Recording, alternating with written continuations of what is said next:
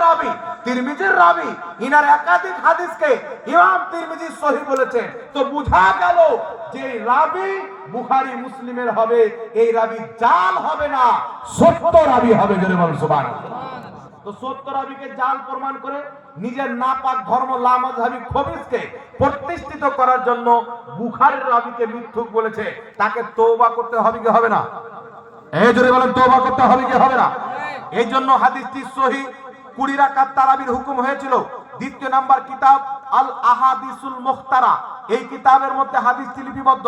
নবী পাকের সাহাবী উমর ফারুকের জামানায় 20 রাকাত তারাবির হুকুম হয়েছিল।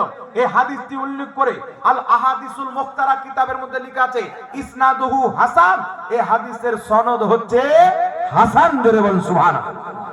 হাসান কেন হলো? এই হাদিসের একজন রাবীকে লামাযহাবীরা বলে জয়ীফ, আবু জাফর আর রাজি, এই রাবীকে জয়ীফ বলেছে আর হাদিসটিকে জয়ীফ প্রমাণ করেছে। কিন্তু যিনি হাদিস লিখেছেন তিনি নিজেই হাদিসটিকে হাসান বলেছেন। সুবহানাল্লাহ বলেন। আচ্ছা বলেন তো বাবা, যিনি হাদিস লিখছেন মুহাদ্দিস, তিনি রাবী সম্পর্কে বেশি জ্ঞাত না যারা তিনার কিতাব পড়ছে 2024-এ তারা বেশি জ্ঞাত? যিনি হাদিস লিখেছেন তিনি। আবু জাফর আর রাজিকে কয়েকজন ইমাম জয়ীফ বলেছেন আর বেশিরভাগ ইমাম সহিহ বলেছেন। সুবহানাল্লাহ বলেন। এই জন্য হাদিসটি হচ্ছে হাসান। সবাই যদি সহিহ বলতেন হাদিসটি সহিহ হয়ে যেত।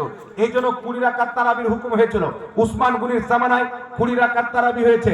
সুনানুল কুবরানিল বাইহাকির মধ্যে সহিহ হাদিস, হযরতে আলী নিজের মান্যকারীকে 20 রাকাত তারাবি পড়ার হুকুম করেছেন। হযরতে আতা তাবেঈ 80 বছর সাহাবায়ে কেরামের সাথে থেকেছে, তিনি বলছেন তারাবির নামাজ হচ্ছে 20 রাকাত। বিশ্ববিখ্যাত তাবেঈ হযরতে ইব্রাহিম নাখী বলছেন তারাবির রাকাত সংখ্যা হচ্ছে 20 রাকাত।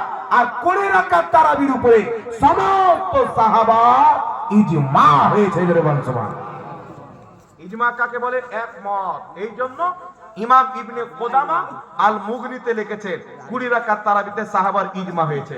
ইমাম সারাকসি আল মাবসুত কিতাবে লিখেছেন 20 রাকাত তারাবিতে সাহাবার ইজমা হয়েছে। ইমাম মুল্লা আলী কারি মিরকাতের মধ্যে লিখেছেন 20 রাকাত তারাবির উপরে সাহাবার ইজমা হয়ে গেছেন। ইমাম কাসানি বাদায়ুস সানাই কিতাবের মধ্যে লিখেছেন 20 রাকাত তারাবির প্রতি সাহাবায়ে কেরামের ইজমা হয়ে গেছে। সুতরাং সাহাবা ইজমার বিপক্ষে গিয়ে 8 রাকাত তারাবি পড়া বিদআত। জোরে বলেন 8 রাকাত তারাবি পড়া কি? জোরে বলেন 8 রাকাত তারাবি পড়া বিদআত। 20 রাকাত তারাবি পড়া সুন্নাত, সুন্নাতে মুআক্কাদা। কেউ 8 রাকাত পড়ে 12 রাকাত বাদ দিয়ে সেই ব্যক্তির গুনাহ হবে, তারাবির নামাজ পড়া হবে না।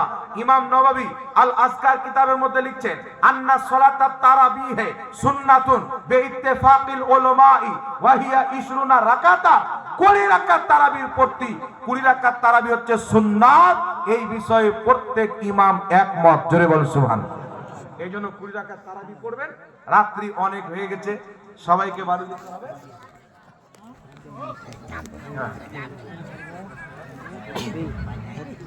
শুনেন বিরাদর, একটা প্রশ্ন করা হয়েছে, কোন হিন্দু ভাই যদি দাওয়াত দেয় তার দাওয়াত কবুল করা যাবে কি জানেন?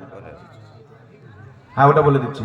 কোন হিন্দু ভাই যদি দাওয়াত দেয়, আমাদের ভারতবর্ষ আমরা সবাই মিলে মিশে থাকতে চাই, তারা তাদের ধর্ম মানবে, আমরা আমাদের ধর্ম। কেউ করে ধর্মকে নিয়ে কটূক্তি করবো না, ভালোবাসাতে চলবো নাকি? এটা আমাদের ভারতের সংবিধানও বলে। তো কোন হিন্দু ভাই যদি দাওয়াত দেয়, যদি আপনি খেতে না যান আর ভারতের জামহুরিয়াতকে যদি নোকসান না পৌঁছায়, ক্ষতি না হয়, হিন্দু মুসলিমের দ্বন্দ্ব না হয়, তাহলে যাবেন না, ভালো। আর যদি দেখছেন ক্ষতি হবে, তাহলে বাই চান্স যদি যেতেই হয় সম্পর্কটা ঠিক রাখার জন্য, তাহলে আপনাকে কি করতে হবে? মাংস তাদের জবাই করা খাওয়া যাবে না, আপনি এমনি সবজি ভাত খেয়ে চলে আসবেন, ভারতের পরিস্থিতি হিসাবে। তারপর আরেকটি প্রশ্ন করা আছে, দেওবন্দীদের সাথে মেয়ে বা ছেলের বিয়ে দেওয়া যাবে কিনা? আচ্ছা বলেন তো বাবা, কেউ যদি আপনাকে গালি দেয় তাকে বেটি দিবেন? আপনাদের কি মত?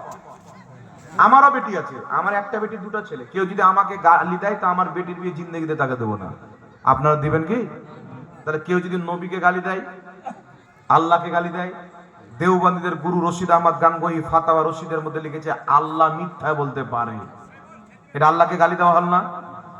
কাসিম নানতবি দেওবন্দ মাদ্রাসার প্রতিষ্ঠাতা তাহজুরুন নাসের মধ্যে লিখছে 25 পৃষ্ঠার মধ্যে, নবীর পরেও নতুন নবী জন্ম নিতে পারে।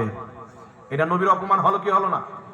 আশরাফ আলী থানভী হিফজুল ইমানে লিখছেন, নবীর মতন জ্ঞান প্রত্যেক পশু পাখিকেও আছে। খলিল আহমদ আম্বেটি বারাহিনে কাতিয়ার মধ্যে লিখছেন, নবীর জ্ঞান চাইতে শয়তানের জ্ঞান বেশি। এটা নবীর অপমান কি অপমান নয়? এই জন্য তাদের সাথে ছেলে মেয়ের বিয়ে দেওয়া ইসলামে হারাম, দেওয়া যাবে না। কথা বুঝছেন? আপনি যদি চান আমার মেয়েটা ফ্রিতে জাহান্নামে যাক, তাহলে দিবেন। দেওবন্দিকে মেয়ে দেওয়া মানে জেনে শুনে জাহান্নামে ঠেলে দেওয়া। আল্লাহ পাক বুঝাতে।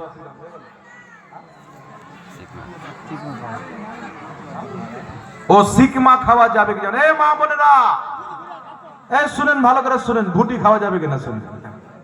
এই মা বোনেরা আবার খাসি কাটা হচ্ছে আর বালতি নিয়ে হাজির, বাবা ভুটিটা আমাকে দিও। মানে বাপের জন্মে মাংস খানি তো ভুটি খাবে, খেবির বেটি খেবে।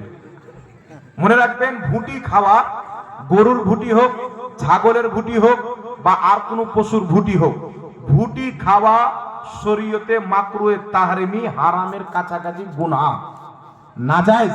কেন খাওয়া যাবে না? পেশাবের থলি খাওয়া যাবে না, কারণ তার মধ্যে পেশাব থাকে। ভুটি খাওয়া যাবে না, কারণ তার মধ্যে নোংরা আবর্জনা থাকে। থাকে কি থাকে না? এই যে বলেন, থাকে কি থাকে না? এই জন্য ভুটি খাওয়া জায়েজ নয়। যারা খেয়েছেন তওবা করবেন, খবরদার ভুটি খাবেন না।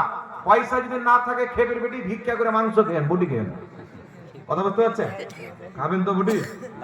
এই খাবেন ভুটি? খাবেন? বাড়িতে যদি মা বোন রান্না করে চুলাটা ভেঙে দেবেন নাকি? না, ভুটি খাবেন না। বুঝাবেন যে মশলা এটাই হচ্ছে যে ভুটি খাওয়া হচ্ছে মাকরুহে তাহরিমি, নাজায়েজ। ভুটি খাবেন না। আল্লাহ মাংস খাওয়া জায়েজ করেছেন, মাংস খাবেন না। কি বলেন? আল্লাহ বুঝার তৌফিক দান করুক। সালাতু সালাম বলেন ইয়া